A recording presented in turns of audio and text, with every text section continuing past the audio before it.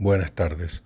Bienvenidos al ciclo de actividades por videoconferencia que brinda el Colegio Público de Abogados de la Capital Federal.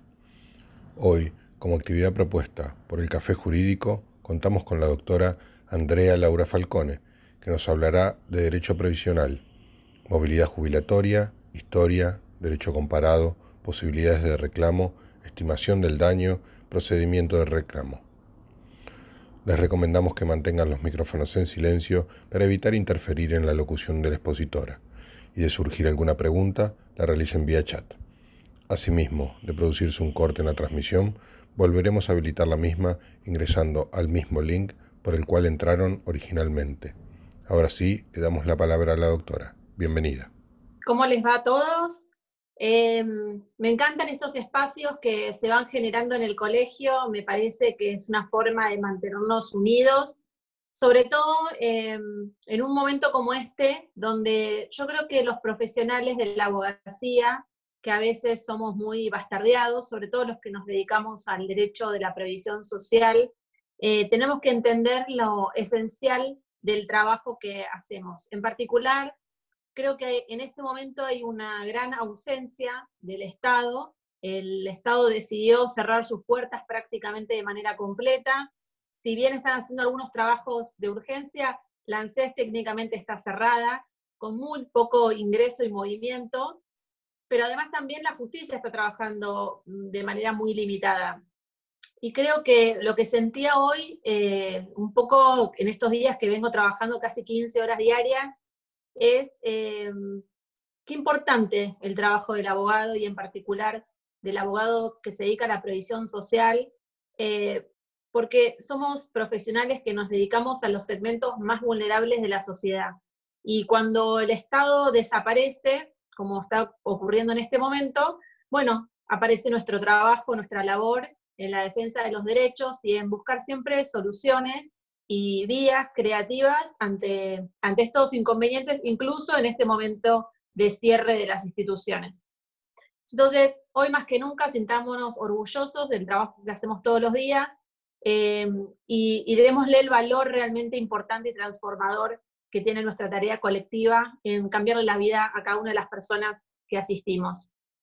El tema que elegí para desarrollar tiene que ver con la movilidad jubilatoria, que es un tema que va a generar mucho, mucho ruido, va a generar también mucho trabajo para nosotros, lo cual podría alegrarnos si no fuera porque esto ocurre una y otra vez. Y la verdad es que una colega hace un tiempo me dijo, basta vivir en Argentina un poco de tiempo para ver pasar una y otra vez las mismas cosas. Y por eso yo quería empezar haciéndoles una breve reseña para que veamos de dónde viene la seguridad social y que en realidad nos parece que existió toda la vida, porque efectivamente hay cuestiones asociadas a la seguridad social desde hace más de 2000, 2500 años, pero la figura tal cual la conocemos hoy empieza a fines de 1800 con Otto von Bismarck. Ahora, estas nuevas figuras que surgen de la seguridad social no surgen por la magnanimidad de los que gobernaban, porque les parecía que tenían que tener una sociedad más justa. Surgió porque los movimientos proletarios, donde había tanta opresión y abuso, se empezaban a sublevar. Entonces la respuesta que dio el Estado fue la seguridad social.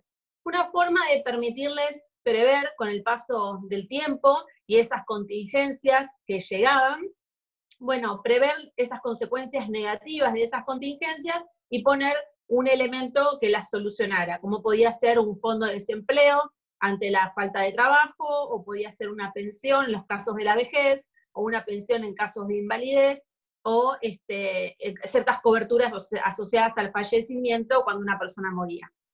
Ahora, si vamos a ver, digamos, ya más el alcance de la seguridad social que tiene hoy, llegamos a 1948, cuando tenemos la Declaración de los Derechos Humanos, y en esta Declaración Universal por primera vez se menciona a la seguridad social. O sea que estamos hablando básicamente de hace 2 minutos, porque estamos hablando de 1948. Ahora, en lo que tiene que ver con América Latina, la introducción de los sistemas de seguridad social no ha sido pareja. Lo que sí, y me parece que es muy interesante, ver que en América Latina siguió patrones de poder. Es decir, los grupos gremiales que tenían más fuerza, o los grupos de poder, políticos o determinados sectores de la política que tenían poder, abrían sus cajas previsionales. Entonces, esto no pasó solo en Argentina, pasó en Latinoamérica, en muchísimos países, donde el crecimiento de la seguridad social estaba atado principalmente a esos rastros de poder que les permitía acceder a estos beneficios.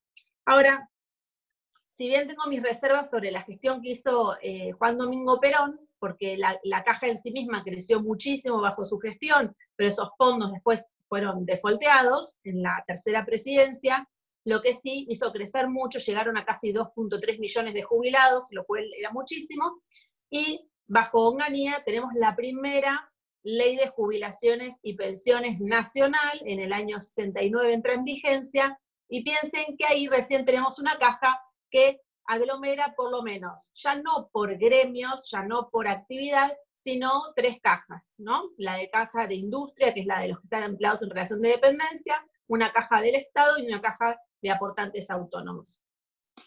Y lo más interesante es que la siguiente reforma, que es en el año 60, o sea, en el año 69 entra en vigencia, el año 94 tenemos la siguiente reforma y después una serie de reformas de adecuación muy importantes y muy seguidas y muy desordenadas.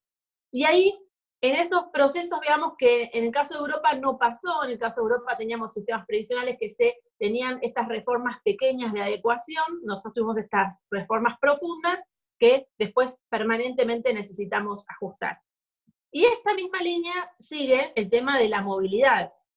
Si vamos a ver qué pasó históricamente, todos sabemos que nuestra Constitución nos dice que las jubilaciones y las pensiones tienen que ser móviles. La Constitución no marca un índice determinado, pero sí nos dice que tienen que ser móviles, que esto es un principio constitucional.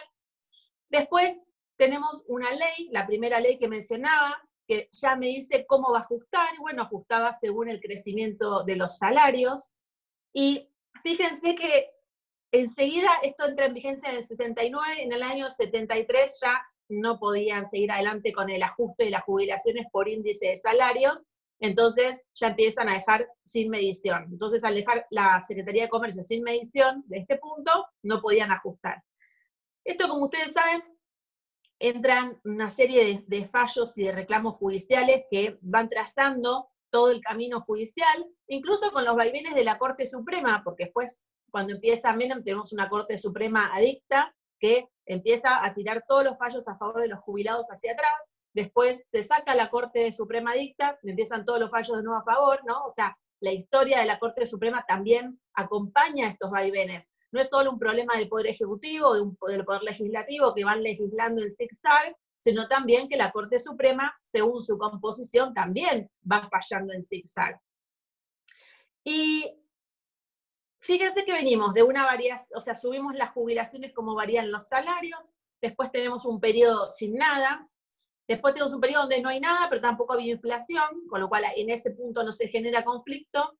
Después, en el año 2008, entra en vigencia la ley que aprueba el gobierno de Cristina Fernández, que opta por una fórmula distinta, una fórmula que ajusta por crecimiento del país, básicamente, porque va ajustando por crecimiento de la recaudación.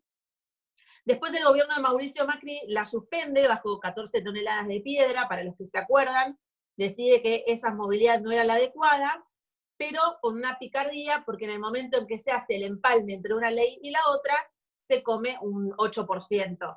Entonces, cuando tenía que pagar 6 meses de aumento, paga 3 y pospone 3 para el siguiente trimestre. Ahí estuvo esa picardía, entre comillas, que le generaba un ahorro fiscal de casi 100.000 millones de pesos.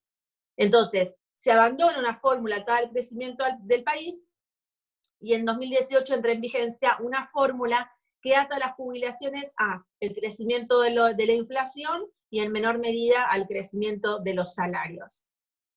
El gobierno actual nos dice en diciembre que, bueno, esa fórmula los ha perjudicado a los jubilados, que les va a dar un 20% de aumento adicional, y sin embargo lo que sucede en marzo es que se suspende la ley de movilidad y comienzan los aumentos por decreto. Y entonces, ahí, ¿no? En este ida y vuelta, quienes quedan siempre en el medio son nuestros queridos jubilados y pensionados y todos los que cobran beneficios de la seguridad social. Y ahí creo que antes de empezar a analizar digamos, más en detalle cuáles son las quitas y el daño que se puede haber generado, es pensar por qué se avanza una y otra vez en Argentina en reformas de este tipo, que avasallan derechos adquiridos, que generan litigiosidad. Para los que no están tanto en la materia, hay ya más de 1 millón de juicios de jubilados que han pasado por tribunales, de los cuales quedan unos 300.000 todavía vigentes, y se avecina una gran ola de juicios, porque ahora vamos a ver que las quitas han sido bastante altas, impactantes, y que generan un derecho a reclamo. Ahora, cuando hablamos de reforma, en términos generales, creo que si les preguntara a los que están hoy participando, la mayoría me diría edad jubilatoria. Es decir, la mayoría asocia la reforma con la edad jubilatoria, que eso es un tema que si quieren un día podemos abordar. No es una reforma necesaria hoy en la Argentina, pero fíjense que la reforma de la movilidad sí es una reforma en la cual se ha avanzado en todo el mundo, no claro como nosotros, que la modificamos 2 veces en 2 años.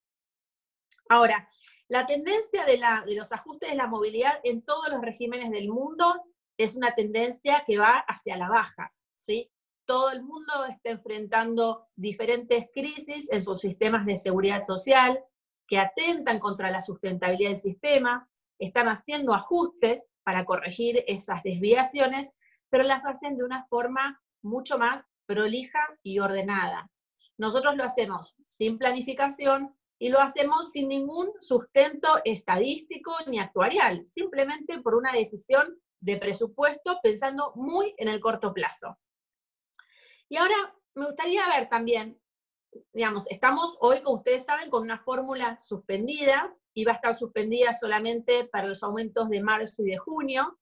Esa extensión se amplió, esa suspensión se extendió hasta fin de año.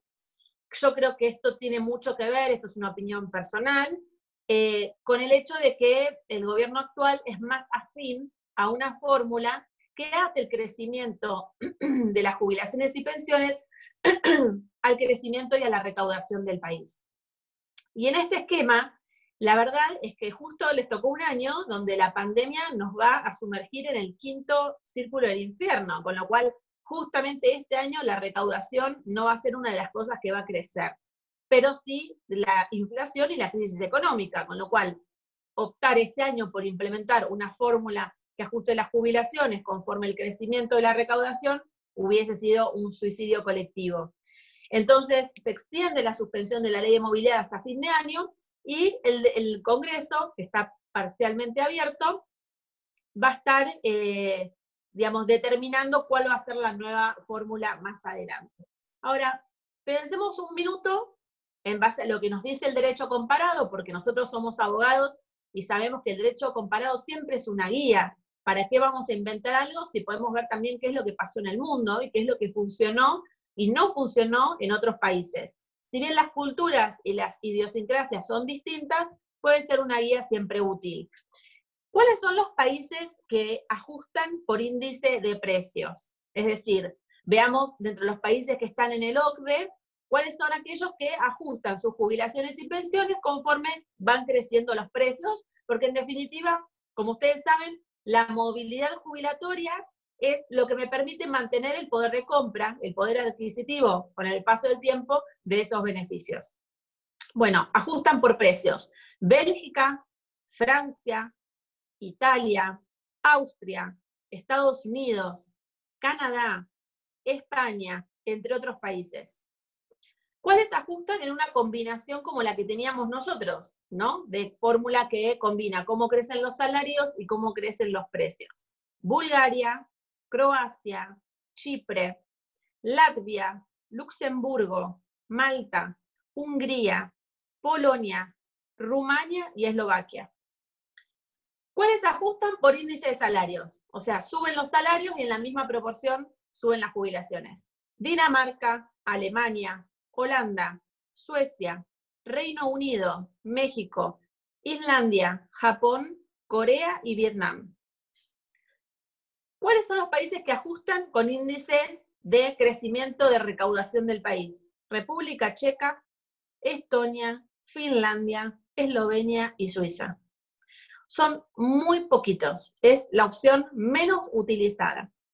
Después hay otros que no tienen una movilidad específica, como sería nuestro caso en este momento, que la movilidad la estamos decidiendo por decreto. Irlanda, Lituania, Noruega, Pakistán, Filipinas y Argentina. Ahora, ¿cuál es la diferencia entre estos países y nosotros?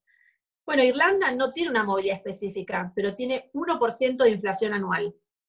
Lituania, 2,5. Noruega, 1,8. Pakistán, 3,93. Filipinas, 1,7. Argentina, 54%. Creo que no estamos en condiciones de darnos el lujo de no tener una fórmula automática porque estamos muy lejos de la inflación que tienen estos países. Entonces, creo que hay soluciones creativas, sí, las puede haber. En Europa muchos países están optando por modificaciones y adecuaciones en desmedro de los que más tienen, esto es así. Ustedes saben que muchos países suspendieron las movilidades automáticas para los que más ganan, otros suspendieron el pago de aguinaldos para los que más ganan. Estas medidas se han tomado, pero siempre en forma ordenada y sin avasallar derechos adquiridos.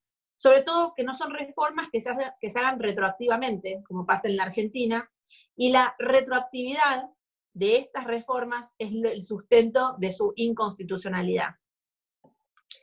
Y yo les quería recordar que si analizamos las últimas reformas que se han hecho en la Argentina, no solo, diría en algunos casos en la región, tenemos algunos puntos en común, y uno de ellos es el alto grado de diferenciación interregional, a diferencia de Europa, donde están más unidos y vinculados en sus reformas y normativas.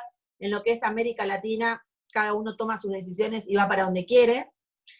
Tenemos una tendencia todavía hoy reproductora de la estructura de poder, donde se benefician todavía las cajas que, digamos, más poder y más, digamos, sobre todo acceso económico han tenido. Bueno, esa tendencia se reproduce aún en los sistemas de seguridad social. Tenemos una administración que es deficiente, esto pasa en América Latina. Tenemos un alto costo de financiación estructural, limitación en las preparaciones de los cuadros que ejercen los títulos más importantes de estos cargos directivos. Tenemos mucha burocracia y tenemos ausencia de control en los criterios de eficiencia. Pero además tenemos desequilibrios que son financieros, pero también son actuariales. Una alta inflación que erosiona el valor de las jubilaciones y de las pensiones. Tenemos una injerencia estatal brutal en la administración de las carteras, es decir, de lo que es, por ejemplo, en nuestro caso, el Fondo de Garantía de Sustentabilidad. Tenemos una alta cobertura, pero sin cumplir los requisitos, con lo cual no está el punto de la recaudación para financiar el sistema. Y tenemos una gran evasión de aportes, en nuestro caso, el 40% del trabajo en negro informal. Pero además, ¿qué es lo que nos daña de muerte? La escasa planificación. Ausencia de estudios prospectivos a mediano y largo plazo y una absoluta improvisación legislativa. La consecuencia de esto es litigiosidad previsional y más litigiosidad previsional. Ahora, la litigiosidad que hace genera imprevisibilidad. Y ustedes saben que la base de la previsión social es justamente esto, ¿no? La confianza y saber que hay un sistema que me va a sostener cuando yo lo necesite. Y esa no es la sensación que tenemos en la Argentina, que es lo que hace que nazca la vida en sociedad, porque la vida en sociedad nace justamente por estas ansias de seguridad, que no es algo que tengamos hoy en la República Argentina, ni que hayamos tenido en los últimos 30 o 40 años. Ahora, ustedes habrán escuchado en los medios que a veces dicen, bueno, hemos protegido a los jubilados de la mínima en desmedro de los que más tienen. Bueno, eso no es correcto, es un dato incorrecto y parcial. Un jubilado de la mínima ha perdido con esta suspensión de la ley de movilidad 541 pesos mensuales, todos los meses. Y si tomamos la pérdida que tienen por ese porcentaje de la modificación que hizo también Mauricio Macri, y trasladamos esta pérdida del jubilado desde la reforma del 2018 a hoy, un jubilado de la mínima tiene 10.000 pesos de pérdida acumulada, pero un jubilado de la máxima tiene una pérdida acumulada de más de 150.000 pesos.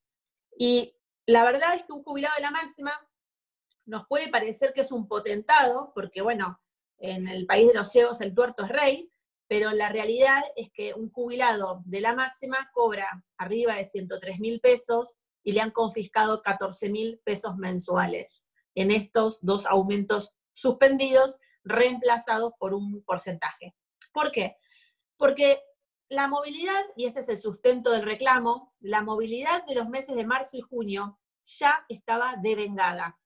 Entonces ahí no hay un cuestionamiento acerca de confiscatoriedad o acerca de si hay otra fórmula que es mejor o peor. Acá hay una fórmula que estaba devengada en el bolsillo de los jubilados y sobre la cual yo genero una quita. Y eso es inconstitucional porque estoy planteando una reforma que es retroactiva. Y por ahora, hasta que no prendamos fuego la Constitución Nacional, las normas no se pueden aplicar retroactivamente. Ahora, yo tenía un aumento entre marzo y junio que tendría que haber sido del 23,72% para todos los jubilados y pensionados. Y yo les doy a los de la mínima 19,87%. Entonces los jubilados perdieron, todos perdieron también los de la mínima, porque les doy el 19, casi 20, en vez de darle casi el 24. Entonces, todos los jubilados han perdido con la suspensión de la ley de movilidad. Obviamente, los que más pierden son los de haberes más altos. Por ejemplo, un haber medio de 50.000 pesos ha perdido casi 5.000 pesos, casi 6.000 pesos mensuales, y un haber de la máxima ha perdido más de 14.000. Entonces, hoy el escenario que tenemos es una potencialidad de litigiosidad enorme. Obviamente, cada letrado va a ponderar cuál es el monto por el cual le considera que le es redituable hacer un reclamo judicial, que se presenta por la vía de un amparo donde yo impugno la ley de movilidad. En mi caso yo les sugeriría que impugnen las dos, que impugnen la movilidad que se implementó en marzo del 2018 y que impugnen la ley de movilidad que se implementó, la suspensión de la ley de movilidad, con la reserva de obviamente ampliar cuando se decida cuál es el índice, ¿no? Quizás sea un índice que es perjudicial y eso después se agregue al amparo. Pero solo entre estos dos tramos van a tener diferencias grandes, después ustedes verán en qué casos consideran que es un monto relevante como para iniciar los reclamos. Les decía, va por vía de amparo, son amparos que se presentan en los casos de la Capital Federal, los tribunales que ya conocen de Marcelo T. Para los que no sepan, en el caso de los amparos contra la ley de Mauricio Macri, que yo presenté varios, muchos los tengo con sentencia firme, obviamente entre comillas, porque ha sido rechazado el recurso de queja, en realidad ha sido rechazado la apelación a la Corte y están en queja, pero han vuelto a primera instancia y están en proceso de ejecución. En sí mismos, esos son más chicos, aún en haberes altos, estamos hablando de diferencias retroactivas de 40.000 pesos, pero bueno, en el acumulado entre eso y esto, se generan diferencias mucho más grandes. Déjenme ahora que voy a tratar de encontrar el chat para contestarles unas preguntas que me están dejando. Primera pregunta sobre la pérdida de vengada y que demostrar el daño. Es una buena pregunta porque siempre que yo alegue que hay una modificación en la normativa que me perjudica, tengo que acreditar el daño. Y en este caso, no hay dudas de que el daño se ha generado, por esto que recién los números que les comentaba, todos han perdido, y algún colega puede pensar que se hará un análisis de confiscatoriedad, es decir, que la quita tiene que ser superior al 15%, eso no creo que suceda, de hecho, no fue el criterio de los tribunales en el reclamo que tenemos ya resuelto de manera favorable contra la movilidad de Mauricio Macri, pero tengamos presente que, digamos, está pendiente de resolución la palabra final de la Corte, pero ninguno de todos estos casos relacionados con la movilidad, la confiscatoriedad ha sido un análisis por parte de los tribunales, con lo cual entiendo que tampoco sería en este caso. La confiscatoriedad aplica a los topes, no aplica a la movilidad. No sé si tenemos alguna pregunta más.